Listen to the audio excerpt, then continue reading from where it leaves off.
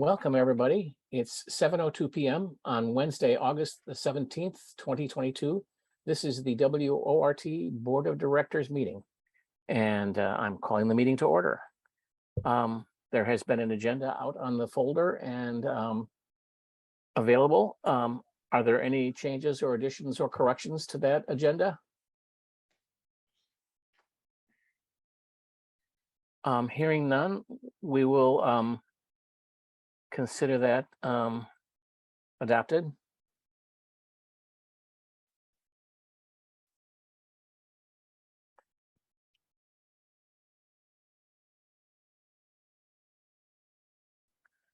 The July draft minutes were linked in the agenda, and that was available in the drive. Are there any additions or corrections to the July draft minutes?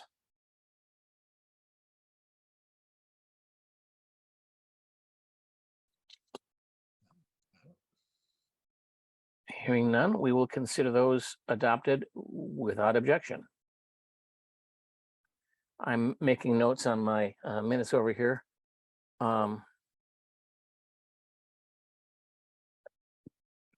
Under communications from the public, Deborah Elsis sent me an email. I don't see Deborah on the call. I gave her the contact info or the link info for the call, and I asked her to put her her issue in writing, and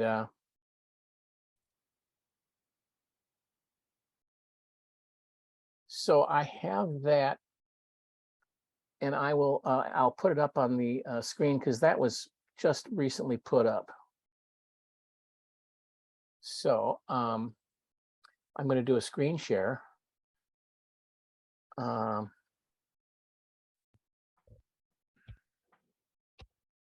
So this is Deborah's comment.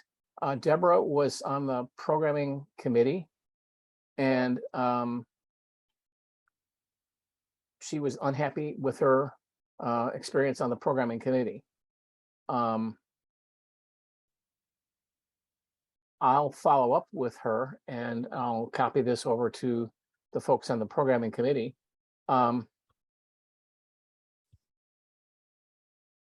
One of the things that it's hard for somebody who's a newcomer to figure out the ins and outs of the way WORT works and how changing one thing has effects in other areas. And so we're really cautious about making changes in programming. On the other hand, we don't want anybody to feel that we're not listening to them or we don't value their thoughts and ideas. So that comment is out on the drive, and it is linked in the agenda, and it will be linked.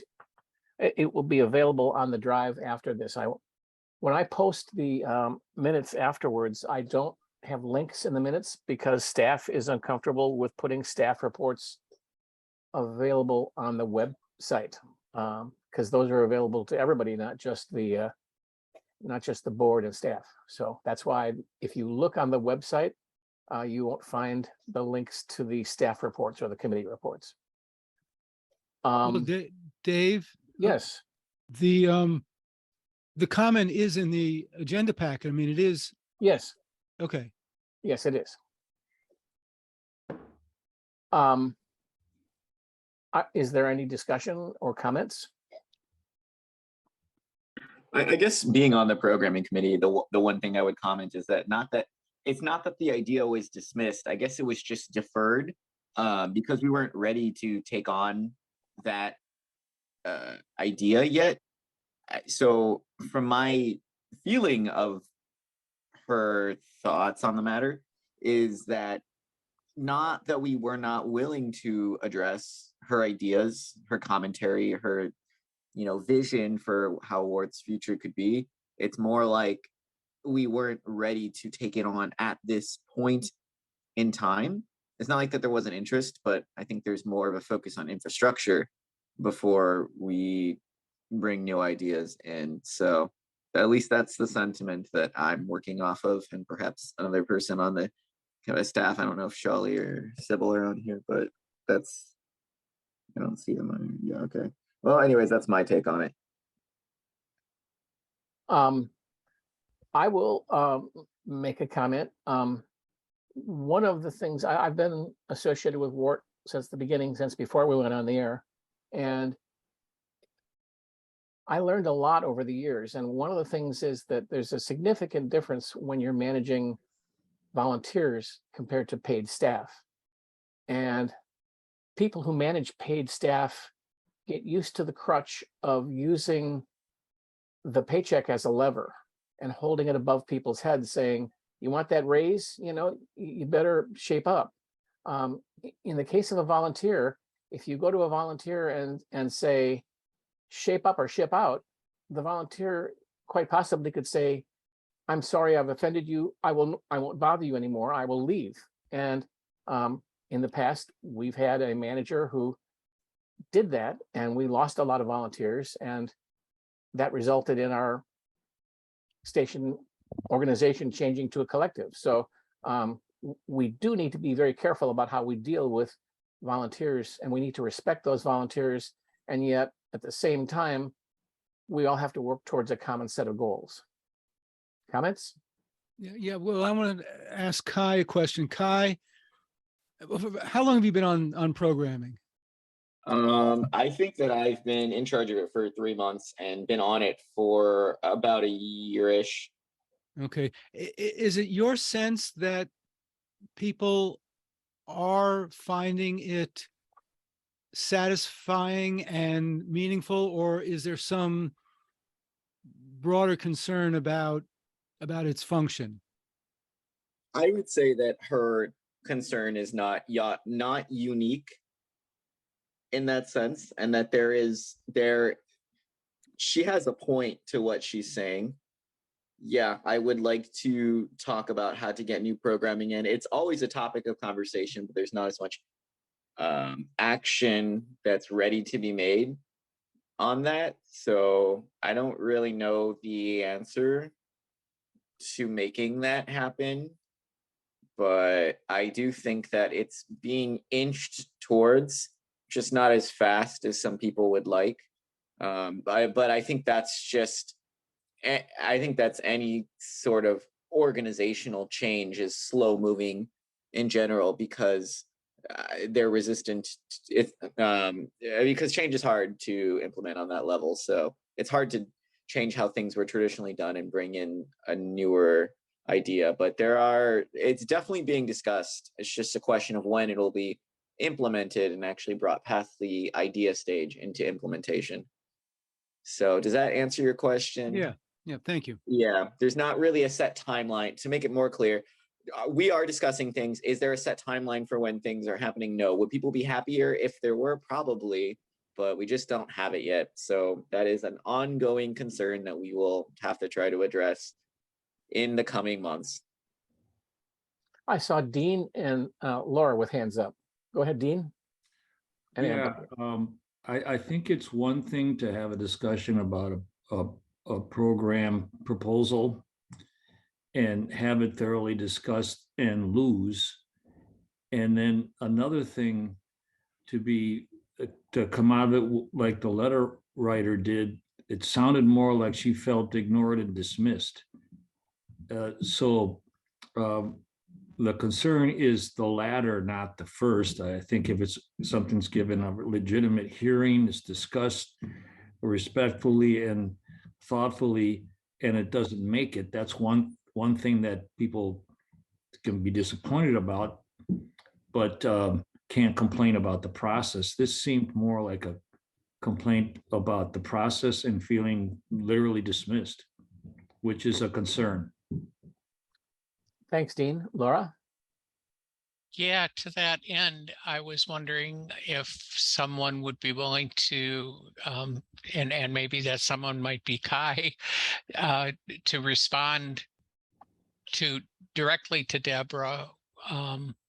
I think that, her thoughtful letter warrants some kind of response directly from the board rather than just a discussion at this meeting. Well, I think that people going into the programming committee need only to look at our schedules and historically to see that not much changes on the schedule, and that you can't have that kind of expectation to think that in a matter of months you're going to get those kind of changes. Still, I don't want people discouraged. I think We've had Pete's comedy point- on in the past, but it's a niche thing. So Amber, did you have a comment? You're muted. Yeah. I want to second what our colleagues have said. And also I wonder about managing expectations. So when a volunteer who's new to that committee comes on to that committee, I wonder if there's, an orientation that spells out like, here is the program schedule. Here's how long these programs have been in place. Here's the life cycle of proposals as they inch toward, really becoming on-air programming, sometimes year by year, so that so that the expectations are managed appropriately. So because it seems to me like what's suggested by the letter is that there was kind of a disconnect between the hope and vision of the volunteer and what their lived experience of it was. So is there something like that, Kai, that for folks coming on? Yeah, Dave, I hope you don't mind if I provide a direct response to that comment. I don't. I think Yes. that's great. Okay. Yeah, Amber, there had been thoughts to make that, but so this is the idea. So I think Sybil actually had been the key proponent, personnel staff behind making like an onboarding type document. So yeah, Sybil did have that foresight, although I kind of defer. So after people started leaving, I just deferred. I was like, well, why don't we just not take on more people right now and focus on getting the annual renewal form? So my perspective is, yes, that does need to be done. But I thought, well, if we just put all our efforts into this one thing, we can say we got this one major thing done. And then once we're ready to move on to the next thing, then we can focus on like what it would be like to bring other people on so they understand it better. So yeah, I don't know. Maybe my priorities aren't exactly straight, but I don't know. That's how I saw it, at least. Just because at that point people had already left. Yes, I do think you're right that it would be good to have that, but at this point we're not exactly actively recruiting people. But that comment is appreciated, and I think you're right. Managing expectations is the name of that game, so that people understand, like what is the function of this group? What are our goals currently? And at what point can we add your goals into the mix so you can get out of it? Because as much as you might want to get your thing done, there's other work that needs to be done too that was put forth into motion before they got onto it. So yeah, there's a way to balance that. I'm learning. I'll make one other comment, and that is when we were just starting up, before we were on the air, there were a number of people who came to our meetings that we held weekly and had long discussions about their favorite type of programming, and wanting to make sure that it was adequately given an adequate amount of airtime and so on. And in order to shuffle those discussions out of the how do we start a radio station discussions, I said, let's form a programming committee and have those people have those discussions separately and keep notes about that, and then bring that back once we actually have a radio station. And I don't know if people realize how much of a fluke it is that we were able to start, because at the time the radio station WMFM had been purchased by Midcontinent and turned into Z104, and they vacated the studios on Winnebago Street. And so it was one of those middle of the night, sit up straight in bed saying, oh my God, there's a radio station there. All we have to do is change its output from 104.1 down to 89.7 and rebuild it. And so that's how WORT got on the air. If we had to start from scratch and build a studio and find money to put up a tower and transmitter and all the other things, I'm not sure if we'd be on the air. So it's amazing that we're on and that we have been on so long. So All right. I don't think, well, I want to make sure everybody's finished with this discussion. Is everybody comfortable moving on? Good. No executive committee actions since the last meeting that I remember. The next thing I'd like to do is talk about committees. I talked with Patrick about that before, earlier tonight. So let me share screen again. I have in the folder for today's meeting a link to committees, and I have started putting this document together each year rather than just editing the old one. So let me figure out how to do a share screen on this. And so executive committee is just the 4 officers. So nothing to do there. The finance committee right now is Kai, myself, Mary Oh. Joy. Huh? I'm sorry, Steve, I shouldn't be on there anymore. Okay.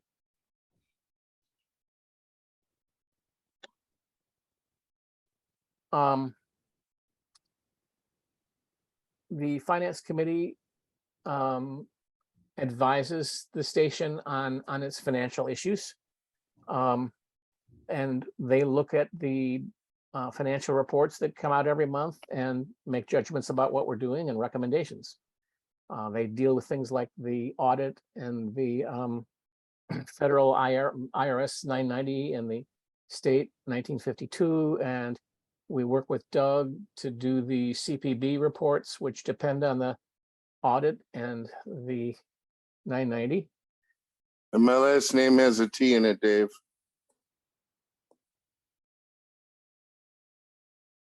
Thank you, sir.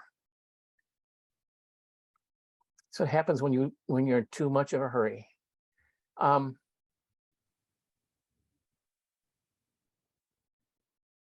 Personnel committee. Right now, I just have me and Stu and Dean on that. The personnel committee develops personnel policies, which is sort of circular there. We try to do reviews of every employee once a year, and new employees within 6 months, I think. And we work on job descriptions. And I think that one of the things that the personnel committee is going to have to do in the 2022-2023 year is to, there were job descriptions that were written about 6 years ago, and there was no indication of whether those were ever approved by the board back then. And things have changed a lot since then. Maybe I'm wrong about the time frame. So one of the things that we'll want to do with the personnel committee is review everybody's job descriptions again. So, Hey, Dave, it's Dean. yeah. Stu's the board vice president, isn't he? Yep. And is the board secretary a standing member? I don't think so. So that should be removed then? Yeah, it's just ever since I've been at WART, the board secretary was a member of the personnel committee and chaired it, because the secretary was the person that held the confidential employee files. Yeah, I think there are certain committees that are kind of essential, and perhaps we should agendize having certain committees have standing members, like this one should have 3 members of the, perhaps what we should suggest is that personnel committee have 3 standing members that are president, vice president, secretary, and then an at-large board member. For example, that might be something we should consider and codify. Same thing with the finance committee too. Obviously, the treasurer should be the chair of that one, and others, and the president should be on that board and on that committee, and then other at-large board members. So perhaps we should consider that at another time, or do you want to discuss this now? I would rather not change bylaws at this point, but I certainly like the understanding. Well, I'll propose it in a written proposal that we consider it at a time more appropriate. If this is indeed a bylaw change, then that's a whole different discussion than what we're reviewing right now. Okay. I think the most direct thing to do is, since it's a bylaw, it's supposed to be at least reviewed by the Policies and Bylaws Committee. So a motion to direct the Policies and Bylaws Committee to implement, to prepare a bylaws amendment to reflect that change would be in order. Okay, I would move for discussion that that committee, I forget what you just said, that committee that Steve. Policies and bylaws. To prepare a report to for the Personnel and Finance Committee have standing board members of 3 of the executive committee and a board member at large. For both the Personnel and the Finance Committees. Okay. Is that because you Yeah, said that's what personnel? I think obviously the Finance Committee should, it's not only logical, but perhaps we should even make it a permanent standing committee. The treasurer has to chair that committee. That makes a lot of sense. And maybe perhaps we should codify that. The president should be on that committee, and at least another board member at large. Well, according to Dave's synopsis, it does indicate the board treasurer is chair. I believe we had this. I think we did that some time ago. We Okay. Yeah, I do believe that institutionalized that's, yep. I want to say that's true as well from what my understanding was. Yes, that was what I was told when I became treasurer. I think it was Then it's 5 already years there ago. then. Yeah. Okay, then maybe I should just withdraw all that and just study it a little bit more closer. No, I think I think you're onto something with the Personnel Committee though, Dean. So Membership. have it be, Dean, your suggestion was the president, the vice president, the secretary, and another board member for personnel. Yeah, I think that makes a lot of sense. It's a vital and important committee that we've struggled with for years on trying to do this properly. So I think if we recognize that these positions have this responsibility, then it won't be taken. Sure, fine. We'll deal with that. We'll prepare that. That's the thing I think should work. Okay. So I have Dean moves to assign policies and bylaws to write a policy for membership of the Personnel Committee to include president, VP, secretary, and who? A board member at large. Yeah. And not to be overly technical, Dave, but not a policy, a bylaws amendment. You said prepare a policy, it's to prepare a bylaws amendment.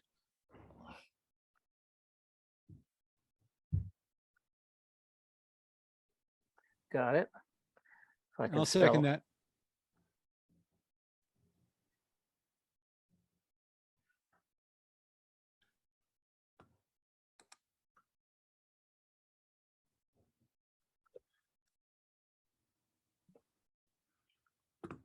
Discussion?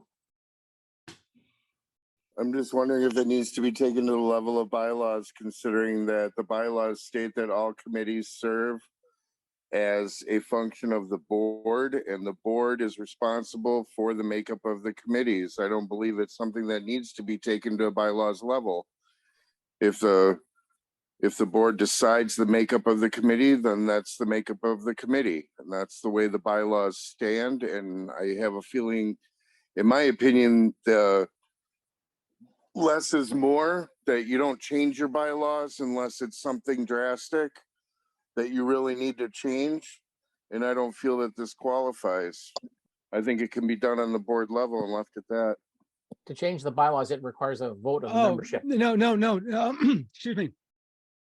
There's nothing in the bylaw that prohibits this policy. The bylaw says shall consist of between 3 and 5 directors, including at least one officer. I think Doug is right. We can have a policy as opposed to that interprets that membership to reflect the discussion we're having now. Exactly. We could choose to institutionalize it as a bylaw amendment, or we could just adopt a policy that interprets the bylaw the way we want to do it right now. Yeah, I would, this is Dean, I would prefer to keep it simple and amend this proposal to strike bylaw and put policy, or what do you think, Stu? Do we even need to send it to committee? Aren't we kind of in agreement that this is a Oh, good yeah, idea? right. Yeah, we can just, I'll move that the board establish the structure written here as the membership of the personnel committee, and strike my other one. I don't know if that language needs to be tightened up, but Where would we memorialize that, Stu, in the charter for the personnel committee?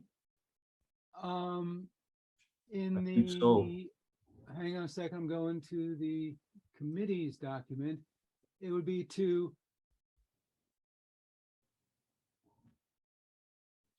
under membership, we would strike the 3 or 4 directors who would specifically say the committee membership shall be comprised of the board president, board vice president, board secretary, and a board member. And then the rest of that can stay, stick it in there. Boy, you know, the personnel, where the heck is the personnel? The personnel committee is not in the policy on committees. So where is it?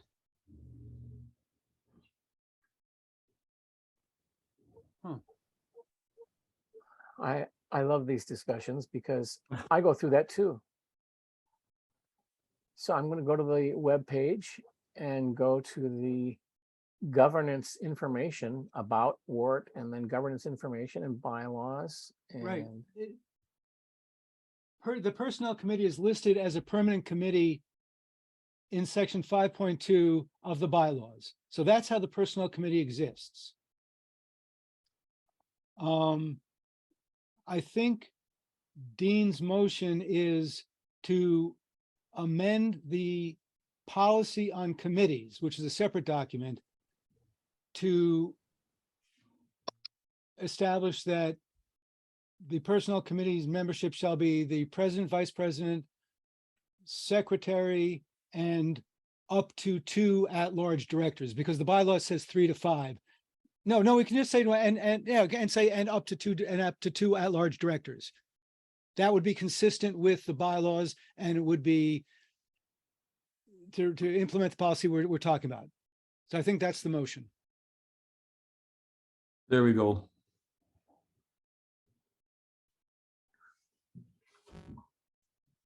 Everybody follow that?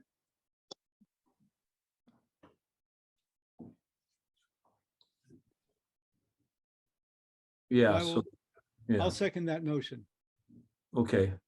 And how Stu stated it will be the motion that personnel committee should be composed of president, vice president, secretary, and up to 2 board members.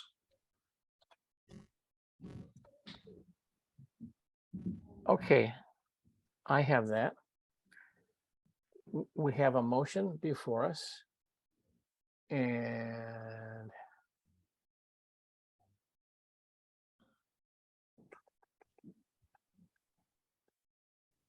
too many things on my screen at once.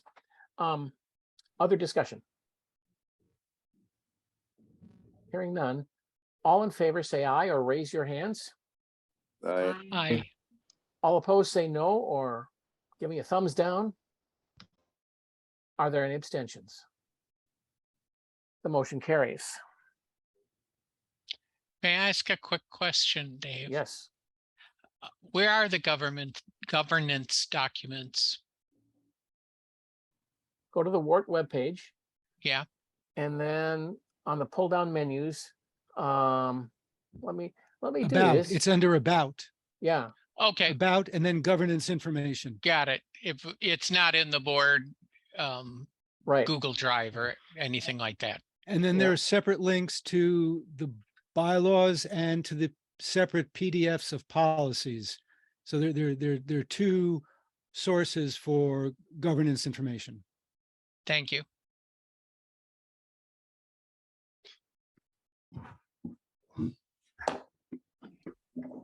Okay.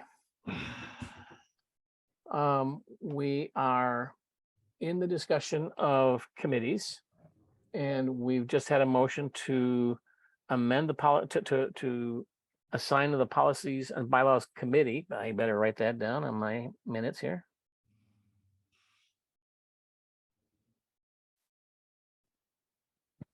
I can't spell anything tonight.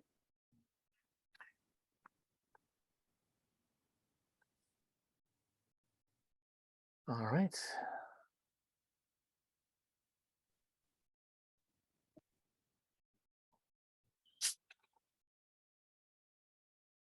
The next is the Community Advisory Board, and we don't assign those. Who is our liaison now to the Me. CAB? I am Dave Dean. Okay.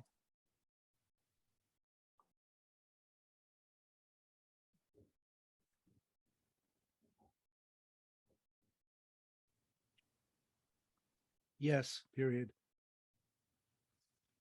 All right. Policy and Bylaws Committee. Yeah, I need to say something about that. Yes. Well, first of all, we've gone to something akin to a collective, and I don't know that I am designated as the chair. I'm more appropriately the board liaison at this point, because it's me, Shali, Adrian, and Sybil, and we operate collectively. So that's one thing. Secondly, due to, as people may know, we're hopefully approaching the end of years of work to update the volunteer handbook. And Marla was instrumental in getting us to where we are now. And she has continued to participate in those discussions. If in fact we have the bylaws require no more than 4, I guess I will consider her an informal non-voting person, but just to let the board know that Marla is continuing to offer her valuable insights and participation in that regard. I think that's fantastic. And I think the rather than designating VP as for the chair email, I would just say bylaws@wordfm.org is the appropriate email, because as I say, I'm not functioning as, from an institutionalized perspective, as the chair. Okay, I'll correct that later. Thanks. I'm not going to do that now, though. Yeah.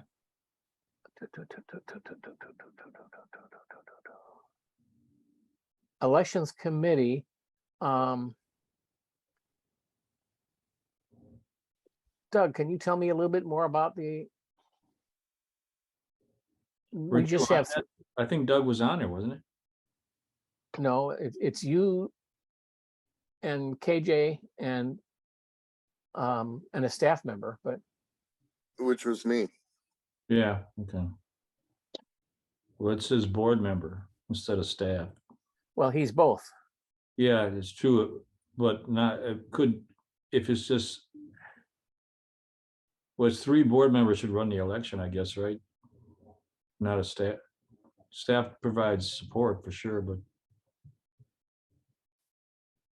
election committee. There's always been a Three staff member. persons, as a including member of the secretary election and one, committee well, one because staff member has to be, yeah. Before me, it was Glenn. Adrian did not feel comfortable being the staff rep for elections, so I'm the staff member of the elections committee now Yeah, that Glenn is gone. okay. Very good.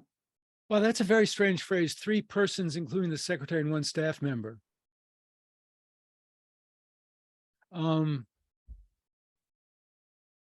Yeah, okay.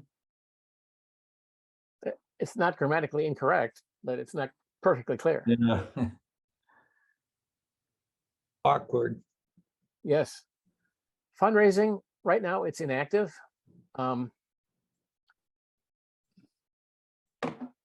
I would be open to comments or suggestions, but right now, there used to be a team of people who advised Susan about her part of the fundraising, but that's sort of fallen to the side right now. This committee hasn't been active in several years. Yeah, I think until well, I don't see a need to create it. Yep. I think that's the correct answer. Now,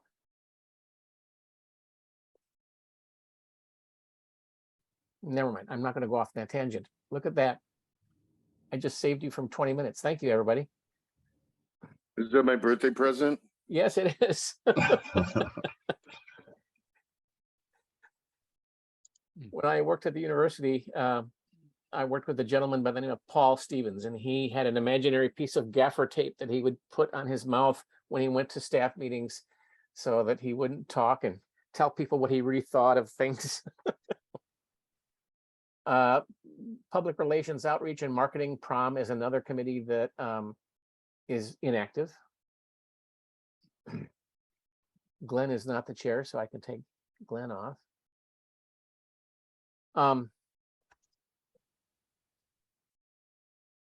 Regulatory compliance is also inactive. Right now, Tom is sort of our regulatory compliance person. Sorry, Tom. And engineering committee. It's interesting because engineering committee is not really listed in our bylaws. So, but has traditionally been there since the beginning of time. So,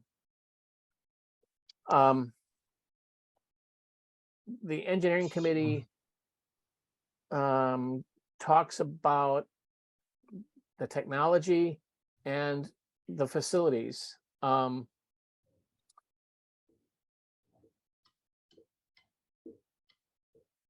was talking, go ahead. David, yeah, we talked a little bit earlier today. Thanks for the referencing that. I wasn't sure where to chime in with these 15 different committees, but there are 2 different names on this in one place. Like on the agenda, there's engineering and facilities, and then later on there's facilities. So I wasn't really clear. I'd certainly, this is an area earlier on the agenda, you were looking at for volunteers, and there's a lot of people on this one, but facilities has very few. I would certainly be willing to sign up. I mean, it's down there. I mean, there's 15 of these. It's down there. Like number 13 is the facilities down there near the bottom. There's facilities planning, and right now we don't have any work for the facilities planning group. And so what I talked to Patrick an hour or so before the meeting and recommended that. So Patrick has an idea about redoing the mural on the outside of the building, and wondered who to go to. And I suggested that we do that as part of the engineering committee. Because engineering committee also talks about facilities. It's all intertwined. So there are people who are listed here who I have not seen at an engineering committee in a long time. You can take me off that. All right. I've been yeah, I can't, so much to do. Yeah.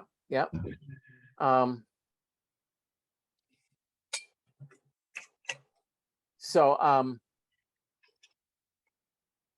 Dave, I see your point about how engineering and facilities are intertwined, which I think are, now, can you scroll up?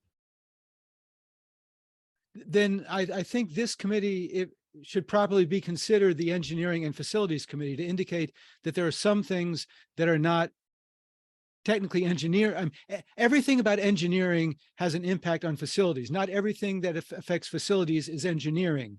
And there may be people who are interested in facilities other than engineering who need to know that and be a part of this process, and then Yes. just repeal the other committee. Mhm. Or leave it inactive. Yep.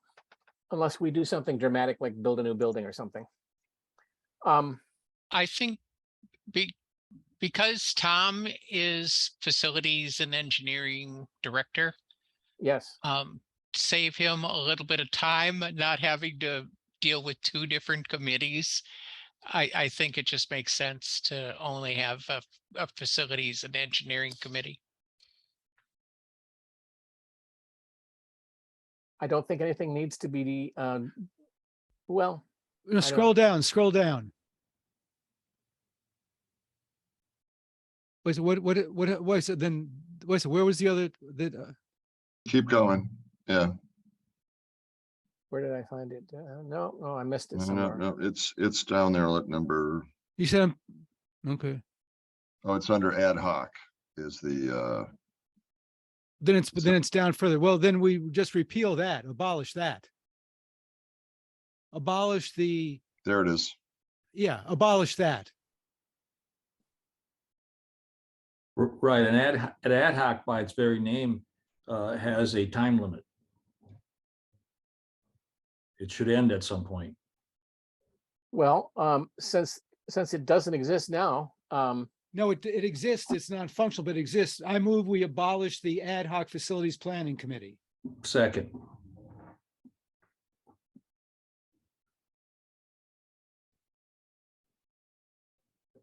I'm writing.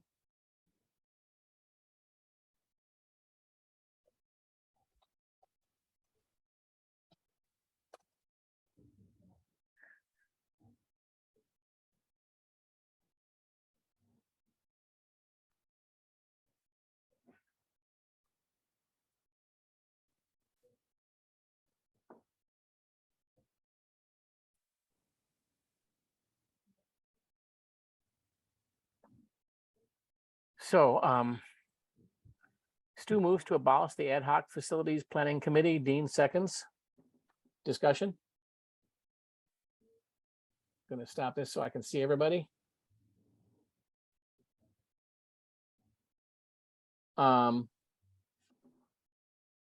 Discussion. I see Tom's note in the chat that this seems logical to integrate these because they have similar, I mean, there's one certainly at least a subset of the other.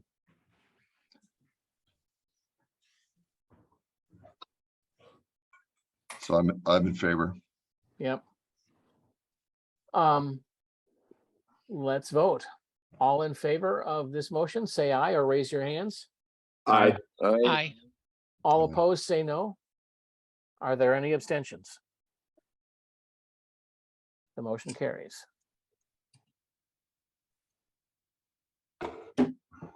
Very good. We're just zooming along here.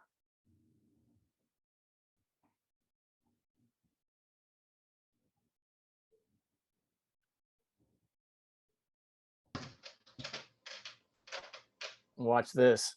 Ding.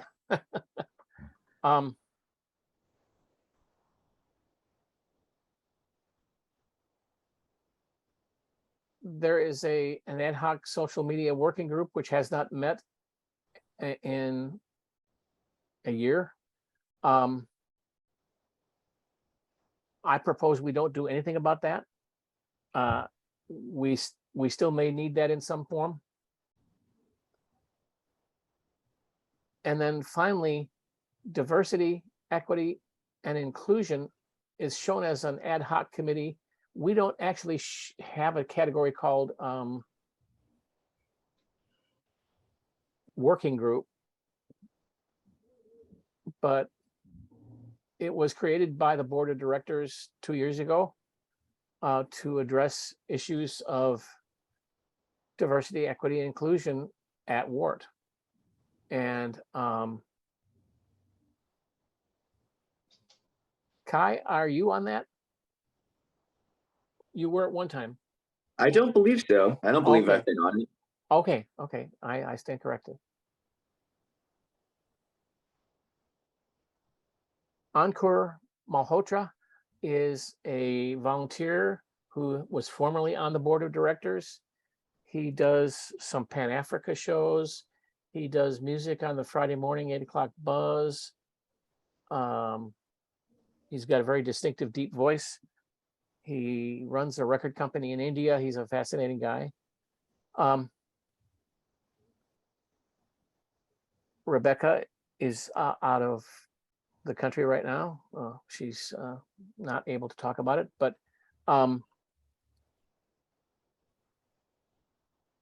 one of one of the problems with running a voluntary board of directors is that the people with the likeliest people with time on their hands to do things like this are usually white men who are retired. At least I'm guilty of that. And that makes it hard for us to be as responsive as we could be towards communities of color and gender equality and so on. So that's why this is so important. I would welcome anybody else who wants to be a member of this committee. And we can have this discussion further if you want to. Maybe this is a good time to bring up that I remember one of the recommendations made from a former person that was on the committee, also a former board member, was that there should be a maybe there should be like a hire out for a 5-year like working plan to increase to both identify the current scope of diversity and inclusion practices at the station, then implement more. I don't remember the full details of that recommendation, but I remember feeling like, yeah, that sounded pretty sound. I don't know if that's something that we can bring up again. I'm not on the committee and I'm not as familiar with the work, but I think Susan had brought it up at a point in time. I know one of the things they were working on was a survey, but I know that recommendation was brought up. I don't know if there's any way to discuss it further as a larger body, perhaps at the next meeting. That sounds good. Rosie I'm Ray. not on the committee, but maybe we can bring it up to someone from that committee and then talk to them. Tom, I'll call in you just a second. Rosie Ray used to be on the board of directors and she used to be in this committee, and she has multiracial children and she had a lot of good ideas. I was really sorry to lose her. Her work situation changed and she wasn't able to afford the time to be on the WORT board, but go ahead, Tom. I just wanted to interject that the survey that Kai brought up is still in play. I just created it to be able to post on the website for people to be able to fill in. So I don't think there's anybody here that tonight to really address that, but things are still being worked on behind the scenes that started a while back. Good.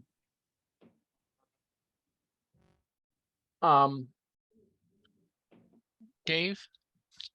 Yes. Amber has her hand up. Stand by, Amber. Tom, you mentioned earlier on your chat about the Discord server, and I'd like to have some information to share with people later on about what the Discord server does and who it includes. Amber, go ahead. Yeah, just there are a couple of these committees that I'm interested in volunteering on. I was kind of waiting for the full review, but a question that I have is we talked about either an EEOC policy or sexual harassment policy, and I'm wondering where where is that work housed? Is that under DEI? Is that under personnel? Where does that? That is an excellent, excellent, excellent question. Very important. I have spent a lot of time and sleepless nights on that question.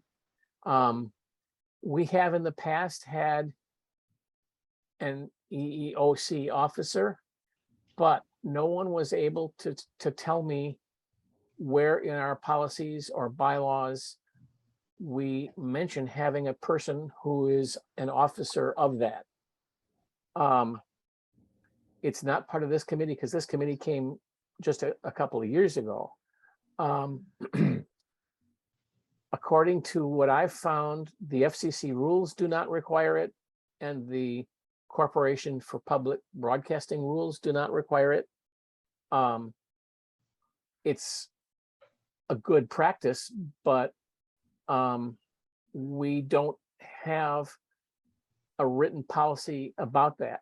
And before we ask somebody to become such an EEOC officer, I would like to have a set of rules or guidelines which explains what they do and what information is kept confidential and so on. Doug. Yeah, I just wanted to say that regarding the policy itself, the complaint form for harassment is in the hallway across from Adrian and my office. It does include a line at the end for who to contact to submit the complaint, which right now goes to president@wordfm.org. Yes. In the past, we've had other EEO officers who were the recipient of any such complaints. One to my memory was when Jane Richard was the board secretary. Jane Richard was a person that you could submit to and was the EEO officer. And from my memory, the biggest duty of this person is to be the recipient when a person has a harassment claim that they don't feel that they could take to their direct supervisor because for some reason it's either against the direct supervisor or they do not feel comfortable communicating with their direct supervisor, whether that be as a volunteer or as a staff member. So any policy that we make or remake, because this position did exist, we just can't find proof of it. Basically, this person just needs to be a go-to person for people who have a claim so that it can be duly investigated according to the policies that already exist. Excellent. And I just wanted to clarify all of that. Thank you. Laura, I'll get to you in just a second. I would like to ask Doug and Tom to look through the old policies on the server at WORT or wherever we have it and see if we have a policy that we've lost track of that describes that. And then I think it was Susan who recommended to me that the EEOC officer be a female because sometimes women don't feel comfortable making a report to a male EEOC officer. And I'm perfectly okay with that. Laura, did you have a comment? Yes, I do. I wanted to mention that while the FCC doesn't require an officer, it does require reporting on the matter on when we apply for licenses. Yes. And so I think it'd be a good thing for us to look at what kind of reports we're required to file, and then that could become part of the duties of this proposed office. The other I would thing, be happy to share those, Laura, because I have all of the documentation for reporting harassment of any type. okay. The other thing I wanted to mention is that the diversity, equity, inclusion, being an ad hoc committee just gives the impression, or work group or whatever we choose to call it, but it kind of gives it the impression that we're not really dedicated to this. And I think we need to consider that. That's a good Oh, point. I think that had occurred to me as well, Laura, and I think a motion to redesignate DEI as a committee under Article 5 of the bylaws would certainly be in order. And if you want to make that motion, I'll second it. Can you stand by just a second? Tom has his hand up. Oh, I'm sorry. Did you want to comment, Tom? That's quite right. Yeah, I just wanted to just reiterate though that to Laura's point that FCC EEO requirements are completely different from the duties of an EEOC officer. So from my understanding anyway, the FCC has nothing to do with sexual harassment claims. It's all about hiring practices pretty much and volunteer, pulling volunteers in and the diversity that is involved. And I know that just because we just went through the quarterly EEO, quarterly or twice a year, I forget. The report EEO that reporting structure, right. we're required to give to the FCC. Correct. Yeah, but Tom's correct. That's on the hiring end. That has nothing to do with existing employees or volunteers. One of the things that does the FCC report look at the racial and gender identities of the board members? No. Okay. It's pretty much strictly for outreach on what we do in the community. Mm-hmm. Mm-hmm. Who we invite to, when we advertise positions, are we making attempts to reach certain elements of the community? Yeah, that sort of thing. Yep. Okay. Very good. All right. Back to Stu, and you were going to make a recommendation. Well, yeah. Is there any reason not to upgrade DEI to a full committee? For exactly the point that Laura raised, that if it's an ad hoc committee, that means it's a temporary, on a case-by-case basis, and this should be considered more seriously than that, more structural. It does deliver a message that we care, but not a lot. And so if Laura wants to make that motion to make it an Article 5 committee, I'd second it.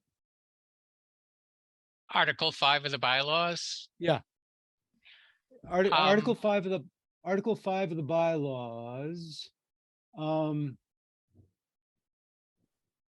says that. Oh, wait a minute. It's to amend the policy on committees. Standing committees are provided for by the policy on committees, which the board shall adopt, maintain, and observe. So the board has the power at any time to create or abolish a committee other than the ones that are in the bylaws. So we have the authority to amend to create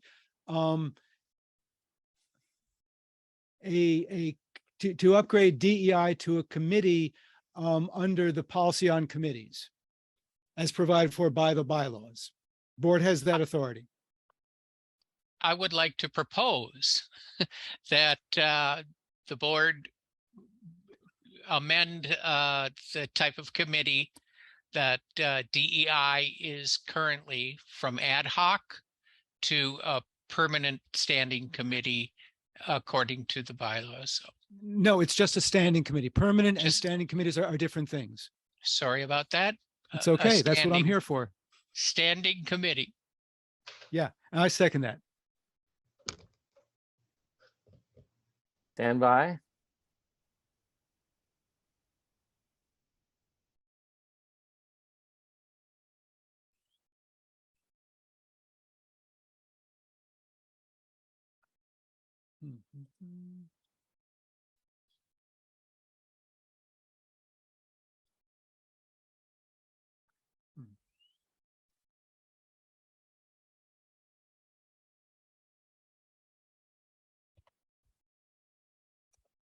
So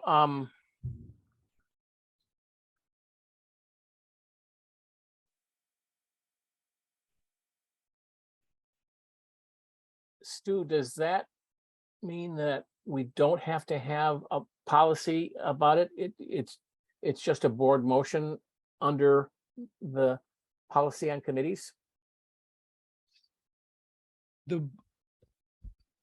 Under the bylaws and policies as adopted by the board can establish committees as it deems appropriate, may be created at any time by a majority vote of the board of directors.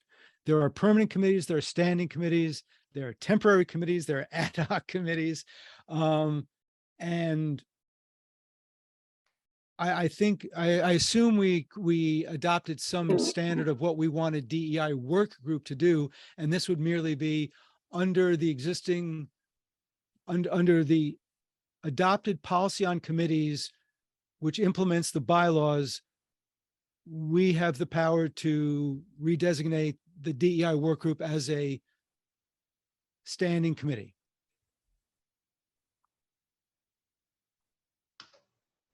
Very good. Further discussion? Yeah, I got, Yes. just a point to make, when you do change a work group to a standing committee, it does mean that this committee will now have to make all of its meetings open to the public. You have to give advance notice of meetings 7 days in advance through our website at WORT-FM.org. We have to have a chair, and that work group does have to report to the board on a monthly basis, which is different than a work group, which Doesn't have those. it doesn't have those requirements. Standing committee is specifically designated in CPB's rules, and different from work groups. And this is going the other way. This is why the events committee became the events work group, because we were restrained, we felt as events went, we felt restrained by the 7-day requirement, by the need to make it public, the need to report it, all of that stuff. We felt the work group worked better as a private body, where we may feel that as a board, DEI should go in the other direction. The timing restraints are very different. It's not necessarily a bad thing to make public notice of them, because then you invite participation, which is always a good thing when we're talking diversity, equity, and inclusion. That's what we want. I just wanted to make it very clear that whoever takes the reins of the DEI committee ensures that the reporting requirements according to CPB are met as a standing committee. Thank you. Thank you. Kai, I see a hand raised. So the question is that, does that now mean that it has to meet every single month? Because I know that there's monthly reports, but does it have to meet every single month? Is that a requirement like for this committee when it changes from working group to committee? No, it's just that any meeting that happens has to have that 7-day advance notice. Okay. Like CAB, for instance, doesn't meet all summer, but CAB also is under the requirement to give notice of meeting. It also needs to file a report to the board monthly, though. When it meets, it does. When Go it ahead. meets, it does. If there's a meeting since the last board meeting, then they do have to submit a report. Stu, Doug, that was a very important points you made. Do you think it would be appropriate to refer this to the work group and see if they want to become a committee?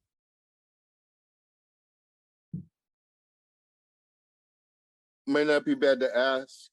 I mean, Yeah, because like we felt for events that we were getting the work done more effectively as a work group than as a committee. And we also felt that our reports were redundant because all of the events reporting was already being done in my staff report. So it seemed like the events report was just redundant. It was just basically repeating part of my staff report where I don't know, I'm not part of DEI, but I don't really see it covered by any one particular staff member's report like events were. So I think it may be questions worth asking the committee itself or the work group itself. Yeah, I think that would be a good idea. Laura, are you okay with that? Referring We have this a to motion before us, so Well, I'm going to move to refer to the DEI work group for its comments on this proposal. Laura, are you comfortable with that? I'll go along with it. Thank you. So So we're I'm- retracting the previous motion, and now we're moving on. Now we're going for the new motion to refer to the. No, I'm rephrasing the motion to say that Gotcha. Laura moves to ask the DEI work group about changing to a standing. Well, I'm that's not going to. We don't That's need not to what vote. I'm No, going to do. that's Okay. not what happened. What happened was there was a motion on the floor and I moved to refer that motion to the DEI work group. Two separate Sounds good. motions. Don't ascribe to Laura a motion that she's only grudgingly agreeing to. Gotcha. I don't know how to enter this in the minutes, my friend. I'll write it out for you. Okay, well, send it to me after. Okay, thank you. Amber, you gotta hit the screen here. I gotta understand how to participate. I'm uncomfortable with that. With what? With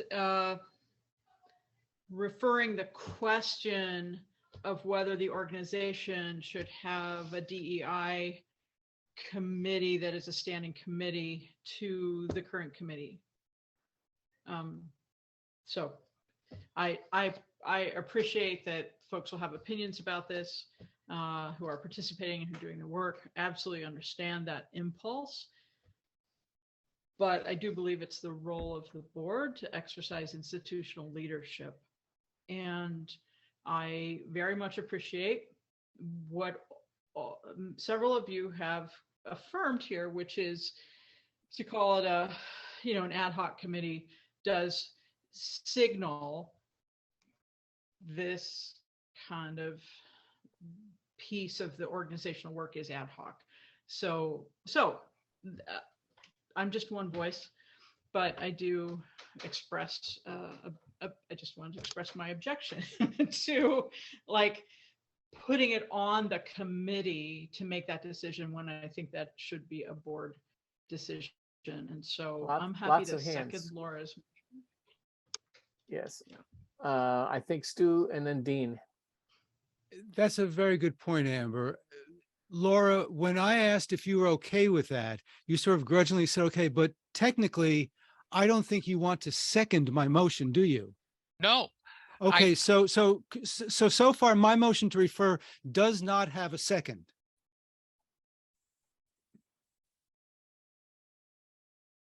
Can we just point of clarification here? What's happening? It's hard to follow the, I just want to know where we're at with what's happening. Since I made the original motion, I would like to speak. What I was looking for was clarity from the board as to exactly how important diversity, equity, and inclusion are. And I figure by making it a committee, a formal committee, standing committee, that we make that statement. And now it just seems like we're punting. Okay, and Dean's been waiting, so. Yeah, I don't see the purpose of, I mean, it's nice to try to be inclusive and maybe ask this ad hoc committee first, but I don't see the purpose of that. I think it's going to come back to us. I can't foresee any pushback against this. And I think it's time for us just to go ahead and say, we're going to turn this into a standing committee, and the current ad hoc can agree to be on it, or they can withdraw if they want, but then we'll find other members that will want to take on this responsibility as a permanent group. So I think we should just go ahead and call the vote right now on making it a standing committee. Stu, you have a hand up? Well, just to point out that the motion to refer did not get a second, so it has died for lack of a second. So the only motion before us is to approve the original, Laura's original motion to do just that. Yeah, I call it then. Patrick, did I see a hand from you, or was that just a random motion? Well, that was kind of a random motion, but Okay. yeah, I mean, my opinion on this is it worse to have a committee that you can't sustain, or it's not fully, you don't have the support to do it and have a formal committee, or have it as an ad hoc and wait and roll it up? I'm really not clear on which way is better. Very good. Let me try to summarize what I'm hearing. This is a balanced question. On one hand, if we say this committee is ad hoc, it implies that it's not as important to us as other things. On the other hand, making it a standing committee imposes upon it more stringent requirements for notice, meeting notice, and open meetings, and more work for the committee. So, but in my opinion, as a board member, I think that the message that WORT thinks that diversity, equity, and inclusion are important aspects of what we do outweigh the inconvenience of posting 7 days beforehand and making the meetings open. But anyway, that's just discussion. Other discussion.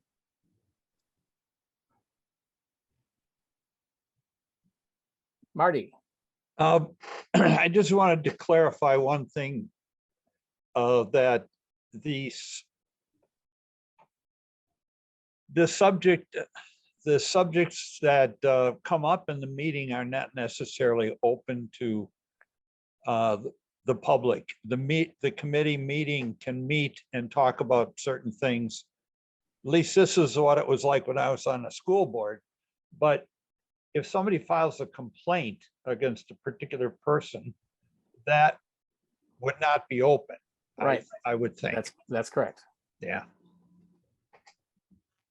Doug? No, just lowering my hand, and Okay. also this committee would not be responsible for handling harassment claims.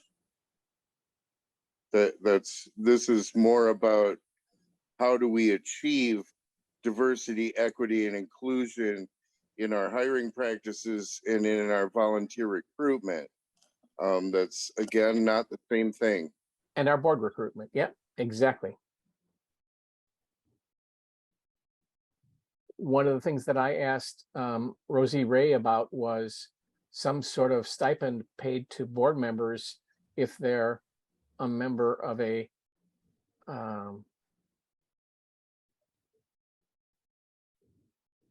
restricted group, a gender or racially centered group. And Rosie said, absolutely not, don't do that. So she said, once you go there, you will never get out of that. So don't do that. So all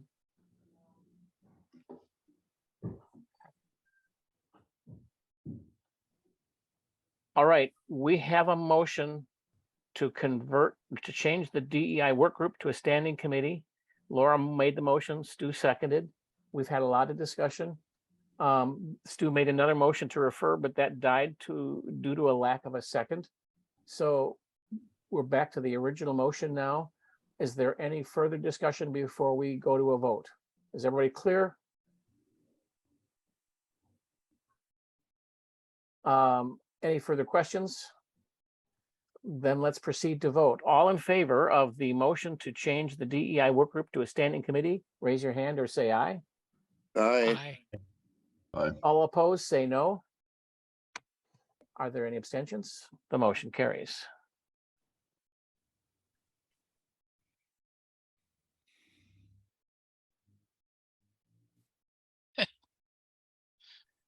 Very good.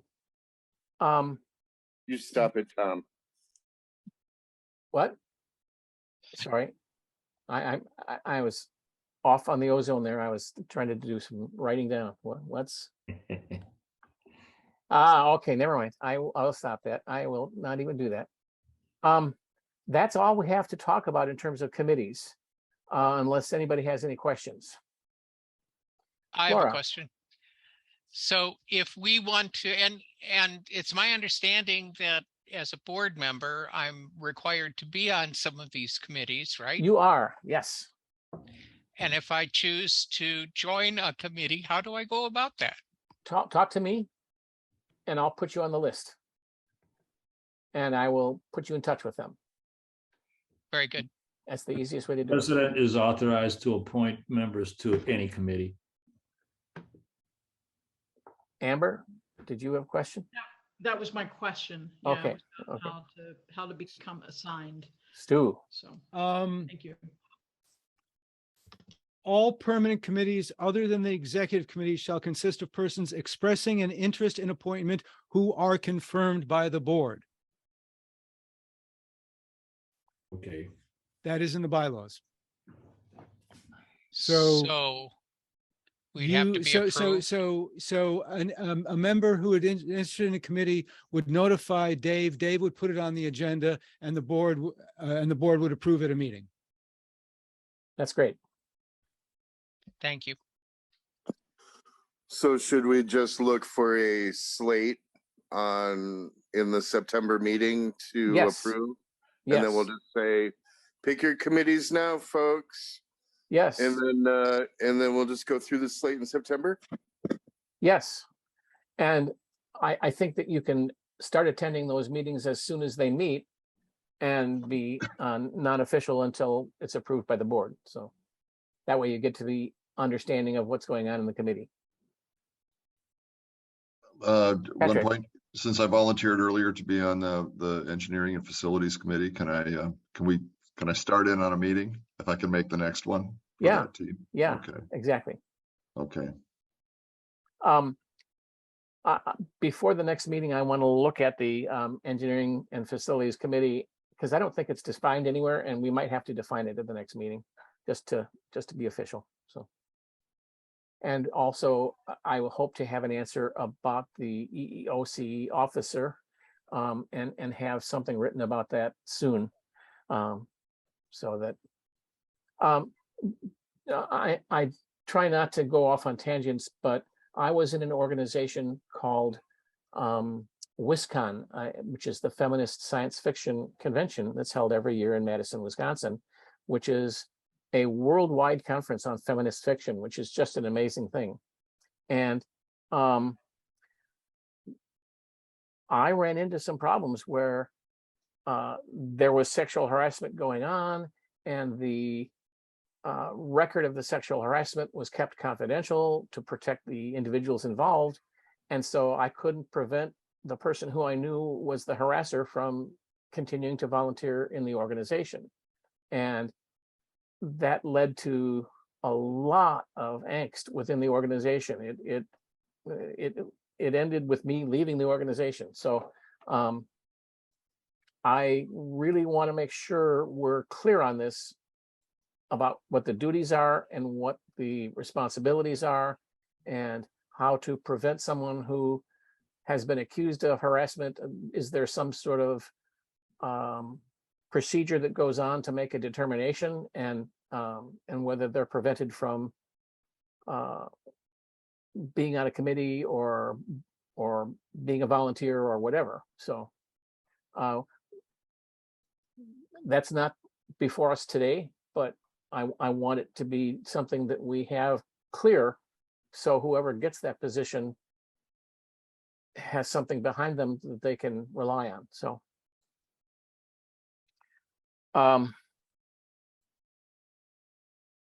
as far as I can tell, that's the end. Laura? You had mentioned Discord server, Yes. and you wanted Tom to explain it. Yeah. I'm wondering if this is the moment for Tom to explain it, or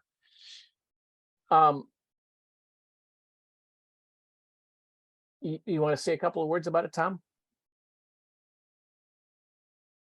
Not particularly. So Discord is an online service that promotes discussions. It's like a social media site, and Tom has created a Discord area for WRT technical discussions. Yep. And it encompasses everything from the A over IP project to security to facilities management to, we've got a lot of different channels in there. And sometimes it gets silly, but for the most part, there's just a lot of really smart people there. That the beauty of it is that people are able to chime in as they have a chance.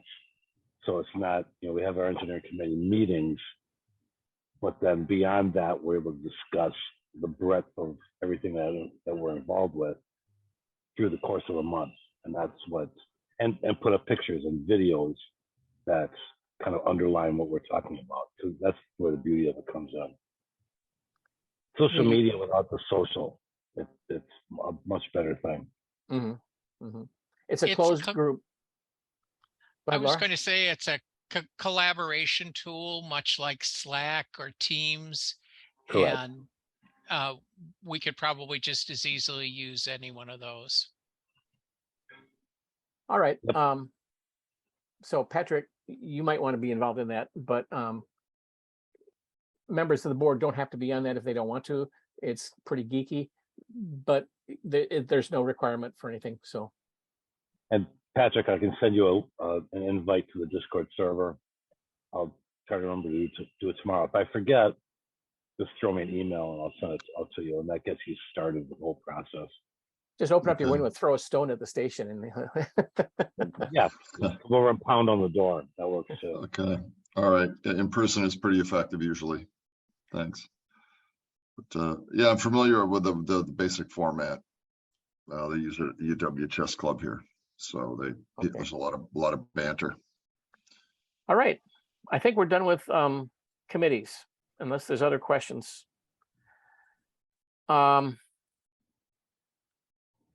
The committee reports and staff reports are next. I'm not going to discuss the finance committee meeting unless there's questions. There were no action items for the board to discuss. That's actually not true, Dave. There is an action item for the board to discuss. Thank you. Yeah, Susan wanted to have a discussion about who the check signers should be. Well, that's a good point.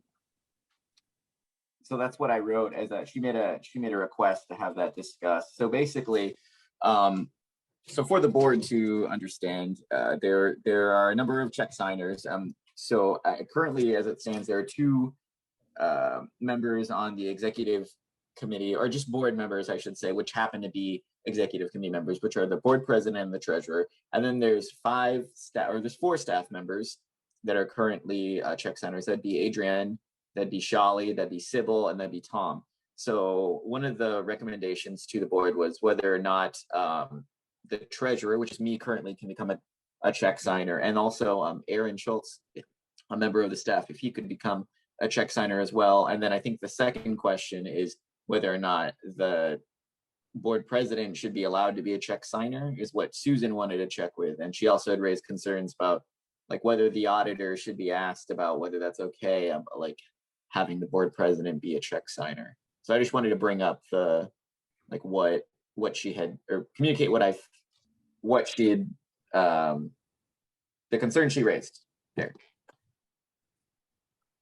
I see two hands, but I also talked to our auditor Nice. about that, and she said, from an auditor's point of view, it's a don't care. It's just what the board approves. So great. Other hands? Dean? Well, it's a common practice to have many boards have their president and treasurer be signers. I'm curious as do we have a policy as to how many signatures on a check? Do we have a limit where if there's one signature, is there a cap on that where you need a board sign off. Lots of times there's a check for like $50, running around trying to find a board member. Those types of things are kind of nuisance and time consuming. So lots of times organizations put a cap on any check below a certain thing can be authorized by a staff member, or by anything above a certain cap has to be signed off by at least one board member, the treasurer or the president. So do we have that type of policy? Laura, you had your hand up, but I'm going to go to Doug first because I think he can answer Dean's question. I can answer your question, and the answer is anything under $300, which is the amount that needs board approval for expenditure, can have just one signature, but anything over 300 needs 2 staff signatures. We do not require board signatures on any checks. All that the auditors ask is that 2 different staff members sign checks that are over 300. That is the only check and balance that they feel is necessary. The reason we are seeking to add Aaron is because, as we have seen with this recent bout of COVID and my car accident, not that I'm a check signer, I'm not, it's often difficult to find enough people to sign checks with 2 signatures, and some of the larger things that are still being paid by paper check, such as Delta Dental and a couple others. There are times where Mary Joy does need 2 people to sign. So the reason that president and treasurer have always been added in past practice is because sometimes, even especially in the summer with vacations, it has been hard to find 2 staff members on site to sign a check. At the same time. I know Yep. I've had Dave come in to sign them in the past. Yep. So really it's just a matter of availability and flexibility. And then of course, Susan and I, as the major fundraisers for the station, do not have check signing ability, and we are the only 2. Stand by, As far Laura. as full-time staff goes. Yes. Thank you. Tom, did you have a further comment on that?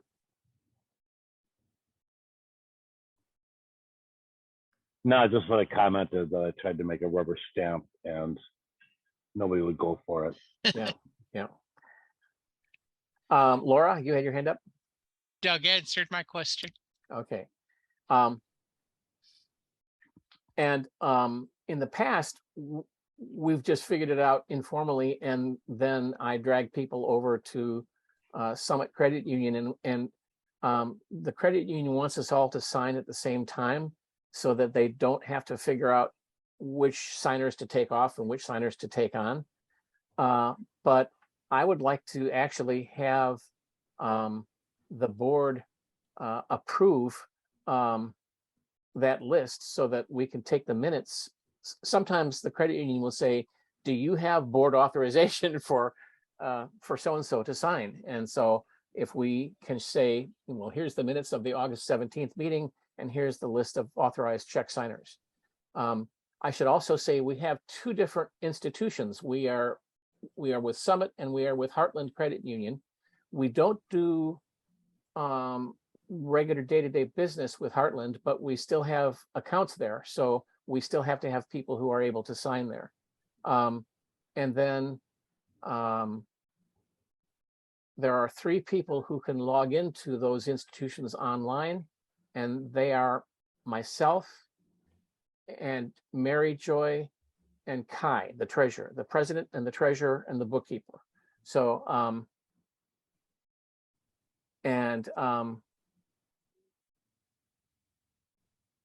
just that's a background information thing. Tom, I see a hand raised. Yeah, just I'm not sure who's on the Heartland list anymore.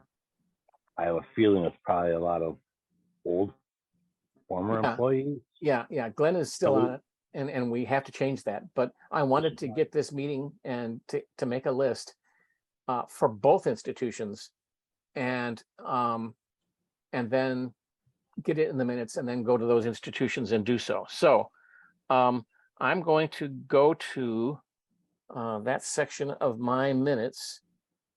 So is it okay for the president to make a motion here? Absolutely. So I move for Summit Credit Union that there be 2 board members and what are you saying, 4 or 5 staff members? 5. It's currently 4, and we would be adding Aaron Scholes. What if we said at least 4? That way we have options to bring it down or up. We're gonna need the names for I you. want the names in the minutes. So Yeah. Yeah, Oh. no, yeah, that's irrelevant. We just need the names. Gotcha. Can I just interject something as well? Yep. Just, which might just be interesting as part of this, is once you become a check signer at Summit, if you also have your personal banking at Summit, when you log into Summit, you will see both your own personal accounts plus all of WORT's accounts, which is very disconcerting the first time you log in there and you're like, I'm not sure I should be seeing this, but that's the way they've got it set up now. So just as an FYI. I know that Rosie noticed that and reported that to me as well. Summit has accounts for individuals and for institutions. And Tom is right. Even if you're an institutional user, you still see your other half there. And that's something that I've brought up to Summit before. Yeah, no, I have not tried to like pull $5,000 out of a WORT account into my account. And I don't think I'd be able to, but I have not tried it. So I don't know if that possibility even exists, but it might be something. It might be something where we want to try to transfer $1 once and see what happens. Yeah, 10 cents or something. Yeah. Stu, Please don't bring a lockdown on our accounts. Please don't do that. Okay. I'll ask then. Never mind. Stu. I think this is something that auditors would be concerned about, this point that Tom just raised. None of it's view only. If you can't get into the account to actually do anything, then there's no risk. Oh, if you can't get into it, but Just viewing an account balance is not the same thing as being able to withdraw money from it. okay, so you're confident that you don't have access to it? Yes. Okay, fine. Thank you. Yeah. And I highly doubt that it would just let you go, oh, I'm going to take 5,000 out of this business account, put in this personal. Like 10 million red flags would go up immediately and you would be totally busted. Okay. I would agree, Doug, except I was involved with Summit during the whole ACH debacle a year ago or whatever, 2020. So I might have elevated privileges. I don't know. So it's something we really should clarify with them. Yeah. And Doug, you're right. We shouldn't try to blow it up first. True.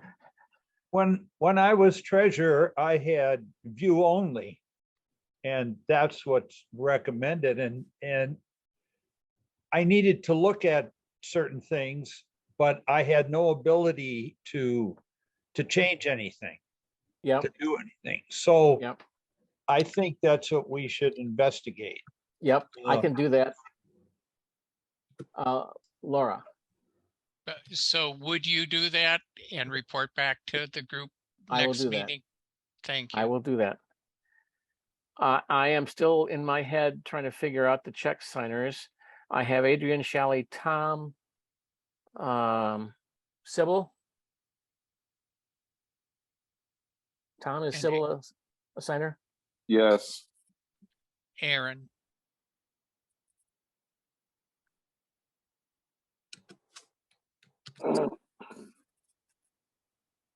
Thank you. That was 1, 2, 3, 4, 5. Thank you very much. So Summit signers are Dave, Kai, Aaron, Adrian, Shally, Sybil, and Tom.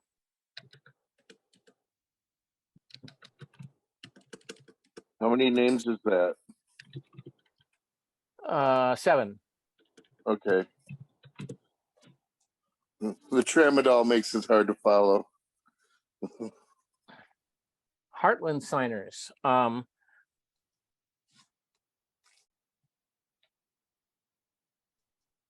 Well, I'm going to say Dave. We should probably have a couple other signers in case we want to make a transfer from Heartland to Summit. I thought that one was just me, you, and Mary Joy. Is that not the case? Mary Joy has view only, but I Oh, haven't given gotcha. her the ability to transfer. And Okay. and usually you don't want the bookkeeper to have the ability to transfer. That's another thing we're going to talk about in a minute. Right. Doug or Tom, since you're the staffers here, we should have at least one or two staffers who can sign for Heartland in order to make transfers from Heartland to Summit. Do you two want to be it? I thought that Not Doug, me, yeah, I not was just me, about to Dave. say, Oh, not Doug. Okay. yeah, Tom? yeah. I think Susan and Doug, given their positions, cannot Oh, take on the role of any financial obligation. Or Understood. responsibilities. Understood.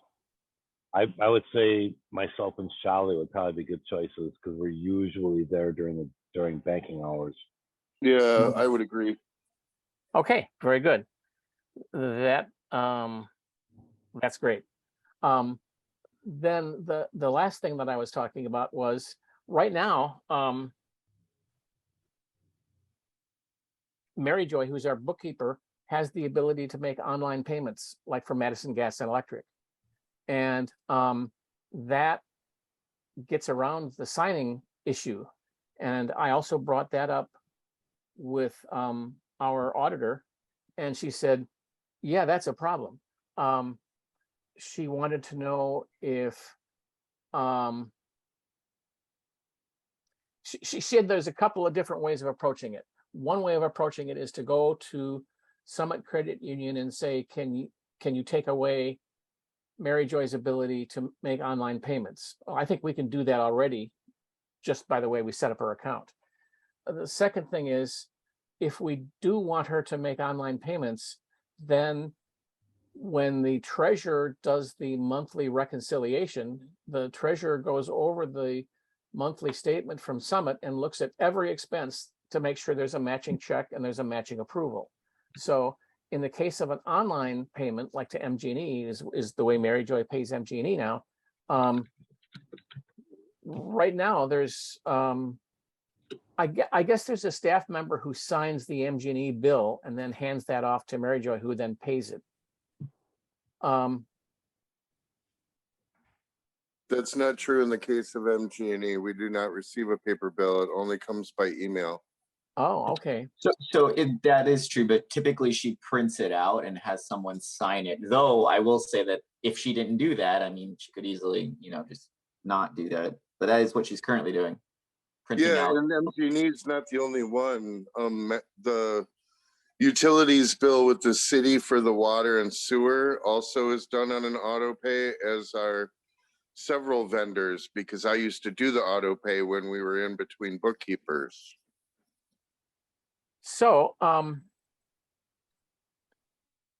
what we want to do, I'm not implying or saying that we don't trust our bookkeeper, but we want to have something that passes muster with our auditor that says, yes, we have people overseeing what's going on.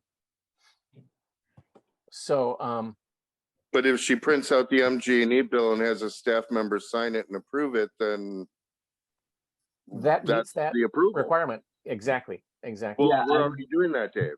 According to Kai, we're already doing that. Yes, I will say that that is current practice that we are doing. The only thing I might say is perhaps we can add it to the monthly reconciliation checklist so that it's like officially written in language that she has to do it, because currently she's electing herself to do it because she thinks it's a sensible practice.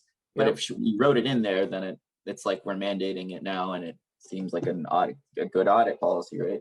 I think we can do that without board action. I think it's just sensible policy that we should make that change to the monthly reconciliation checklist, and the finance committee can do that and proceed as though that's the right thing. So I Well, will on make sure on that my happens. end too, I'll just make sure that Mary Joy is having either myself or another staff member approve all incoming bills, whether they come in on paper or if they come in on email. Because much like when I approve payroll every other week, that's completely done by email, and it's just a matter of me sending it back saying approved with my email signature, which I'm happy to do for any bill that comes in as well. So we could just lock that down as a procedure. But in my opinion, that's on the staff side and not necessarily the board side. That's just good financial procedures. but the board has the fiduciary responsibility to make sure that bad things aren't happening. So there has Well, to be. yeah, and it's up to us to make sure that those things don't crop up and that we have Yep. procedures in place as a Correct. staff so that you don't Correct. raise your eyebrows. Precisely. Very good. Tom, you have your hand up. I was going to say maybe we should ask Mary Joy as well. With QuickBooks Enterprise, I can't believe that sophisticated, and I use that term loosely, software does not have a way of having a check and balance already built into the software for doing online payments. It could be something as simple as Mary Joy sets up the online payments, sends it off to another staff member, says, make sure that these are approved the same way as we have two signatures on a check. And the staff member goes, good, and Mary Joy sends it off. But only And the Mary Joy amount has comes access from the to, vendor. I mean, she's not even setting the amount. Those Right. auto pay bills, they come in, the vendor sets the amount in QuickBooks, and it's all done within QuickBooks. Right, but Like, I'm she's saying not saying the amount. I'm saying above and beyond that, if Mary Joy would all of a sudden, not Mary Joy, if a fictitious bookkeeper would say Joe's Bait Shop and Vodka Supply Store, we owed $800 and paid them online, she could print out a fictitious invoice and somebody would not have the ability to second guess that payment before it actually went out, even though it got printed out. So I'm But- just saying, QuickBooks but- probably has that capability built into it somehow. well, two things. First of all, only the bookkeeper sees QuickBooks. We don't have multi-seat QuickBooks, so you can't log into QuickBooks from your desk or whatever. Secondly, that's what the treasurer's reconciliation should be. And that's what the auditor looks for when the auditor looks every month to see, has the treasurer gone over and done this checklist to make sure that every expenditure is accounted for. And Yeah. so if we have that process, we're good to go. Okay. So I think I've beaten that to death. Any other questions? Moving on. I should say that we didn't vote on the Summit signers and the Heartland signers. So I move that the Summit signers be Dave and Kai, Aaron, Adrian, Shelley, Sybil, and Tom, and the Heartland signers be Dave and Kai and Shelley and Tom. Is there a second? Should you move that if you're on the list? Can someone else move it and second it, right? I'll do that. I'll move in second, Great. or I'll move it, I mean. And And someone somebody else else can second. second it if they're okay. Yeah, Yeah, I'll second it, Dean. great. Thank you.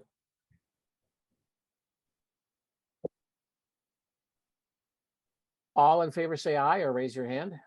All right. Yeah. Aye. All opposed, say no, or give us a thumbs down. Are there any abstentions? Good, we're done.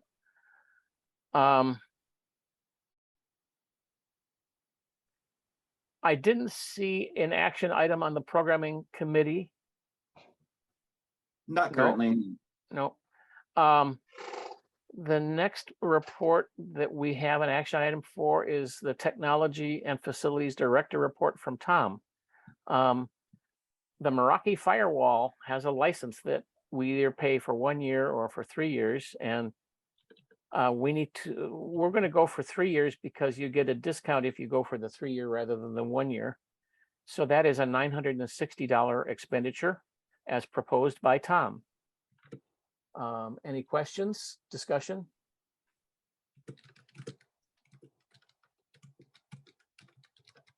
Can't somebody argue or yell about this? Never mind.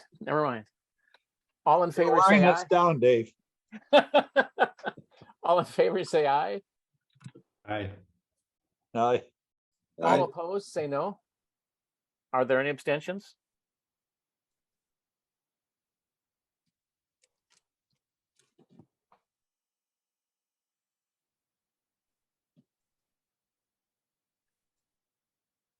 Um,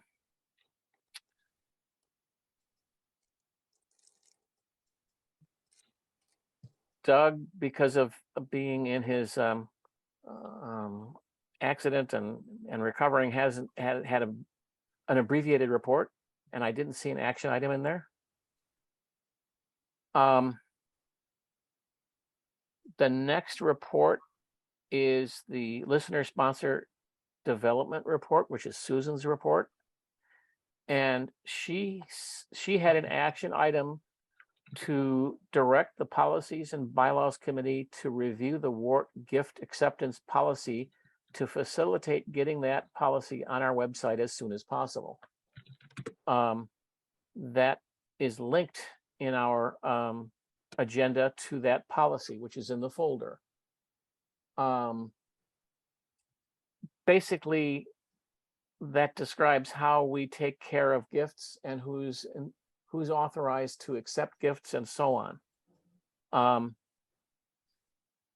I don't think that we need to, as a board, review that. We need to refer it to the Policies and Bylaws, and they review it and then recommend back to the board at the next meeting. Does that seem So like move. a logical thing? Okay. And a second.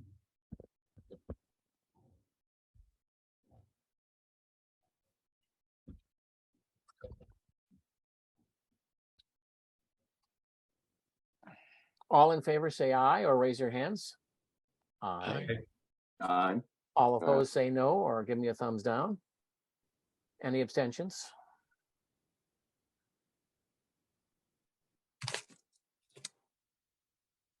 Okay.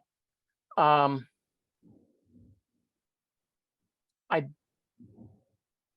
didn't thoroughly review Sybil's report, but I didn't see any action items there. Aaron's report is really cool because Aaron's report has pictures of the new studio that he's building in the basement with Tom. And there's alternating colors on the sound absorbing material. It looks kind of cool. That's a really kind of a narrow room down there. And it's right next to the elevator, which is a terrible, terrible place to put it because when that elevator runs, you really hear it. So if he's in the middle of recording something and somebody presses the elevator button, they'll have to rerun the recording. Where would you put it, Dave? Well, I think we should dig down and make a sub-basement level.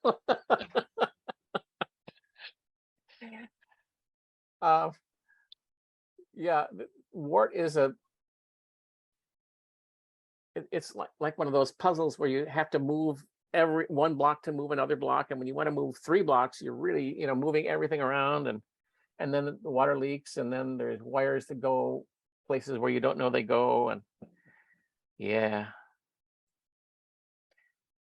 The final report that requires our response is the volunteer outreach report, Adrian's report.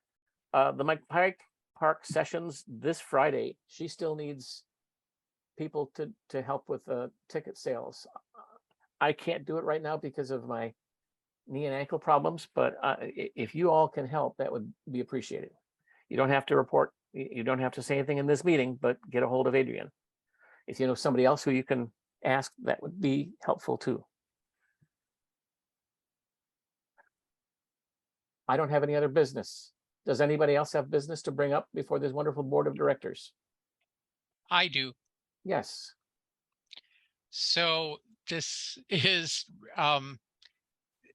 concerning a work group that I am considering forming to talk about digital content and how we're using it at the station. As with most broadcast radio stations, WORT is relying more and more on digital distribution and less on the standard terrestrial kind. I've been listening to a number of people around the station, staff and volunteers, that have their own ideas about what we can do to offer the digital content in ways that are more accessible and appealing to consumers, our listeners. So I'm wondering if a work group might serve as a way to document these suggestions and to study some of them. The group might also investigate what other stations are doing and see what's working for them, and possibly copy them at WORT. So we've got a lot of digital, or a lot of content, original content that we're producing, but it's not totally formatted in ways that make it easy to present online. So this is why I'm wondering if, for the moment, a work group exploring these things might be a good way to go. I just don't want the discussions to be lost in the ether. I'd like to formalize it a little bit, and I think a work group might be a good way to do that. I just want to bring this up so Yeah. that you guys know what I'm doing. I didn't want it to be a surprise to people, and the people I've talked to already are Shali, Aaron, Esty, Tom, Dave. I've talked to you about it. John Miner. So these would be the initial people in this work group, I would imagine. I was going to say that, yes, Laura and I talked for probably half an hour, 45 minutes about it. And I wanted to emphasize something that I spoke with Laura about, but I want to make sure everybody on the board understands this. There are now people who are under the age of 40 who don't listen to radio anymore. And so when we do a pledge drive and we reach out over the air, there's nobody. If you don't have a radio, you're not listening. And even though we stream, if we put our content out in chunks like podcasts or segments of our news show that appear on our website, those don't get the pledge drive approach. So if we're going to move into the 21st or 22nd century, or whatever this is going to be coming into, we have to figure out what WORT is going to do to put content out to the world. So that's what this committee is about. So Tom has a hand raised. I was going to dovetail on Laura's suggestions with all this, in that Aaron, part of his job when he was brought into full-time staff as digital director, is doing this, and he's already expressed a lot of willingness to really take this and start running with it as well. And I think we should really grab that momentum and help him move us along as well. I'd just like to point out that Aaron's job description refers almost exclusively to music.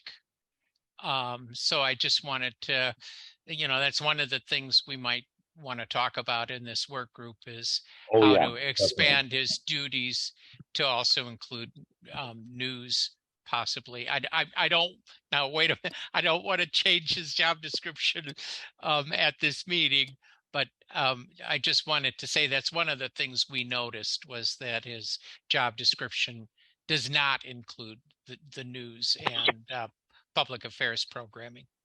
Thanks. I think some of that was because it's such an unknown still, so it's hard to put that into writing. But it's definitely something that is been uppermost. I mean, Shadi wanted to paint the middle studio black for video production 3 years ago. So, I mean, it's been an ongoing discussion for a very long time. Well, Nate also has hours devoted to social media and digital content on the news side. And I think that was why Aaron's hours and job description were more on the music content side and the digital library, because we are already devoting staff time to the news and talk side with regards to digital content. And BookBeat hosts post the podcasts of their shows. And I know I post the Mass in the 60s stuff. So, News and Public Affairs is doing a certain level of that, this yes. already. This What- goes beyond social media though. Okay. This goes to producing towards podcasts to be able to monetize that, and then take the podcast and turn that into broadcast. Well, okay. Well, It's I mean, almost a backwards thing. if something is posted on the Blueberry, I consider that a podcast. Correct, but there's a lot of work. Like for 8 o'clock buzz, there's a lot of work that has to go into that to like take the music out because we can't because of copyright laws. Yeah. So it needs to reverse itself as to how stuff gets produced. In many cases, not in all cases, but in some, it's a rethinking of how we're doing things, and that's Okay. where the work group would really come into play. Okay. So I see 2 hands from Dean and Laura. Dean, did you want to go first? Sure, thanks. And I just figured out how to raise my hand. I've been doing it by and your signals now. I got this. Well, I really like what you're talking about. I really like the initiative. So I have a process question. To create a work group, what does the board need to do? Because it's already up and running. It's great that you do it, and it's good for I really like it. And the initiative is ahead of us. So now we have to Make a motion. Yeah, let's get on this and keep on it. And the way to go. I like it. So what do we do? Laura, you have your hand up. Oh, okay. I don't know, especially considering that it's a work group, and work groups apparently are not a formal organization, or it's not something that we formalized. So I want to keep it loose for the moment. I want to get back to the people that I mentioned before and try to organize it in a way that we can maybe meet virtually, and then get back to the board with something that's more formal. I just wanted to give you guys a heads up that this is what I'm doing. I didn't want it to be a surprise. Can I propose? I'm a brand new board member, and I didn't want it to. But you've been on the board before, and you've been. Yeah, I on was the about to station before. say, don't discount yourself, Laura. But I think that I would like to turn this into a motion by Laura, seconded, and then the vote by the board. But anyway, what I've started to write is Laura moves to create a digital working group. Do you want to call it something else other than the digital working group or digital content, or? Let's call it the digital work group. I like the broad overarching nature of the title because I wanted to consider all things. Would it be okay to call it the digital content work group? I can go for that. Because digital is an adjective. Digital needs to modify something other than the work group. Thank you. How Very about good. Oh, you digital English speakers. processes? Repeat. How about digital content and processes? So then it's not just content, it's also everything surrounding. Yeah. In the business, we call this a workflow, and definitely workflow is a big part of what we're talking about here. So Let's digital call it content and workflow work group. No, let's just leave it as digital, and then we can refine it later. The digital working group. I'll Digital make sure. content. Matrix working group. What about that one? I'll make sure that workflow and process gets into the description. There is a motion, but there isn't a second yet. I will second said motion.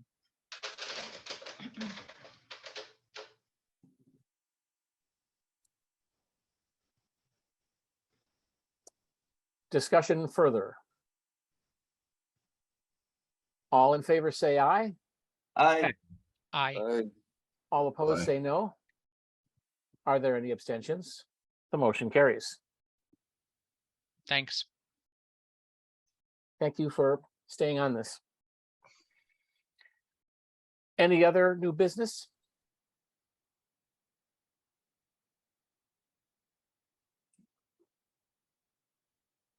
can I move to adjourn this meeting? I would welcome that. I'll second it. Great.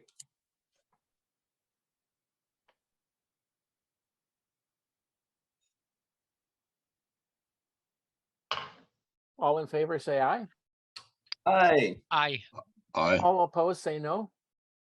The motion carries. Thank you very much for a super productive meeting. Yeah. Hey, Doug, I know you didn't want it, but happy birthday, dude. Hope you And feel Doug, better. man, feel My better. birthday dude. wish is to feel better. Yeah.